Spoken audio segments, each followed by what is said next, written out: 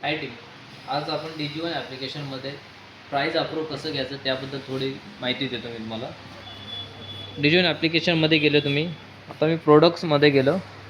आता मला एखादा मॉडेलचा अप्रूव्ह घ्यायचा आहे. मध्ये गेलो. हा लॉयडचा LED प्राईज आहे. त्याची बेस्ट प्राईज आहे 25,990. पण कस्टमर आणखीन कमी प्राईज मागतो आहे. तर मी टिकवर क्लिक केलं. कस्टमरला पाहिजे 25,000मध्ये. 25,000मध्ये रिमार्कमध्ये कस्टमर आज प्राईसचं हे केलं. हा सबमिट करणार.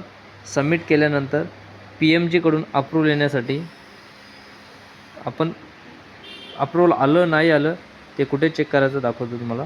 कंप्लेंट अँड अप्रूव्हलमध्ये या अगोदर एक अप्रूव्हलसाठी मी प्राईस टाकलं होतं.